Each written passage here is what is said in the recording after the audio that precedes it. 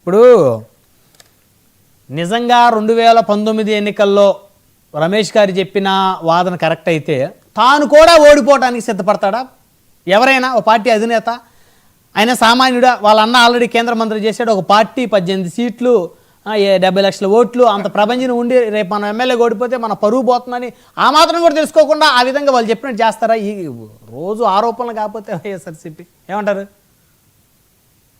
నాయుడు గారు, పవన్ కళ్యాణ్ గారికి ప్రజల యొక్క నాడి తెలియదని అంట, ప్రజలతో నేరుగా సత్సంబంధాలు డైరెక్ట్ ఇంటరాక్షన్ లేదని అంట.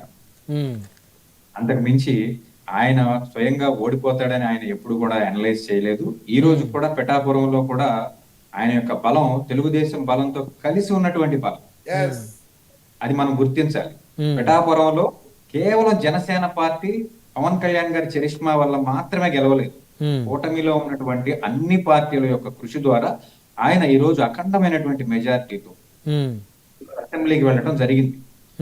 కూటమిలో ఉన్నటువంటి కూటమి ధర్మంగా ఏదైతే తెలుగుదేశం పార్టీ వర్మ గారు చెయ్యాలో, నా గెలుపు వర్మ గారి చేతుల్లో పెడుతున్నాను, నన్ను అసెంబ్లీకి పంపించే బాధ్యత వర్మ గారిదే అని చెప్పి ఎలక్షన్ కి ముందు, గెలిచిన తర్వాత వర్మ గారి చేసినటువంటి త్యాగాన్ని, వర్మ గారు చేసినటువంటి కృషిని ఆయన గుర్తిరిగి ఆయన్ని సన్మానించినటువంటి పరిస్థితి. పవన్ కళ్యాణ్ గారి యొక్క విక్టరీ ఈ రోజు 10%, 60% తెలుగుదేశం బలం కూడా కలిస్తే పిఠాపురంలో సార్ ఒకరి బలం ఒకరు కలిసింది కాబట్టి 164 వచ్చినాయి. వారి కొన్ని స్థానాల్లో వీరి బలం కలిసింది, వీరి స్థానాల్లో వారికి బలం కలిసింది.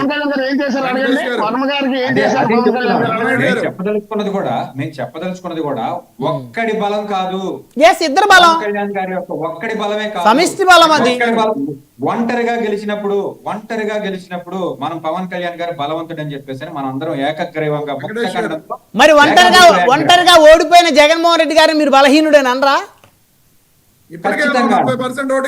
ఒక్క నిమిషం ఆగండి సార్, ఓటింగ్ ఉందిలే. ఇప్పుడు వెంకటేష్ గారు మీరు చెప్పిన ఫిలాసఫీ ఏదైతే ఉందో చాలా అద్భుతంగా ఉంది. మరి ఒంటరిగా పోటీ చేసి ఓడిపోయిన జగన్మోహన్ రెడ్డి గారు బలహీనుడు కాదా, బలవంతుడా ఓడిపోతే? ఇప్పుడు రమణాయుడు గారు ఏ రోజు కూడా గెలుపుగానే చూడాలి, ఓటమిని మరి జగన్ గారు ఓటమిని మీరు ఎలా చూస్తున్నారు అది చెప్పండి నాకు. ఖచ్చితంగా ఓటమిగానే చూస్తున్నాం. పోనీలే, ఓటమిగానే చూస్తున్నాం. ఈ రోజు ఏంటి, ఆ రోజు ఏది మీరు మీతోనే డిబేట్ చేసినటువంటి పరిస్థితి, జగన్ గారు ఓడిపోయిన మరుక్షణం, కూటమి గెలుపులో వచ్చిన మరుక్షణం ఫస్ట్ టైం టీవీలోకి వచ్చి డిబేట్ కార్యక్రమంలో ఉండి నేను శుభాకాంక్షలు చెప్పినటువంటి వ్యక్తిని నేను. ఆ రోజు జగన్మోహన్ రెడ్డి గారు ఓడిపోయారు ప్రజాక్షేత్రంలో, ఆయన ఈ కూటమి వాళ్ళు ఇచ్చినటువంటి దొంగ హామీలని, అమలు పరచలేనటువంటి హామీలని ప్రజలు నమ్మారు కాబట్టి 2,50,000 కోట్లు నేరుగా ఇచ్చినటువంటి ముఖ్యమంత్రి ఓడిపోయాడు. దీని యొక్క పర్యవసానం మనం with in the span of 1 year లో చూస్తామని చెప్పేసి ఆ రోజు Day 1 లో చెప్పాం. ఈ రోజు అదే చూస్తున్నాం. అంటే వికలాంగులు ఆత్మహత్యలు చేసుకుంటున్నారు. మీడియా ముఖ్యంగా చూపించాల్సినటువంటి పత్రిక సమయం లేదండి, సమయం లేదు. రాష్ట్ర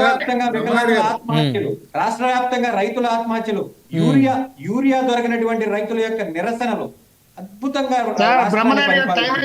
వన్ వర్డ్ కంక్లూజన్ సురేష్ గారు, మీరు ఇందాక మాట్లాడారు. సురేష్ గారు మీరు ఒక 1 minute కంక్లూడ్ చేయాలి. అయితే యూరియా ఎందుకు కొరత వచ్చింది అనేది కొద్దిగా చదవాలి. ఆయన యూరియా ఎక్కువ వాడకం జరుగుతుందని చెప్పేసి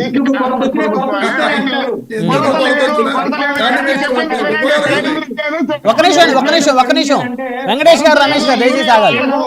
వర్షం పడింది, తుఫాను పడింది, యూరియా వాడకం చెప్పేసి దాన్ని రెడ్యూస్ చేసే విధానంలో కేంద్ర ప్రభుత్వం తీసుకున్న నిర్ణయం వల్ల డయాఫ్రామ్ వాల్ గురించి మాట్లాడుతున్నారు. రమేష్ గారు ఆగండి, సార్ వెంకటేష్ గారు ఆగండి. డయాఫ్రామ్ వాల్ గురించి మాట్లాడుతున్నారు.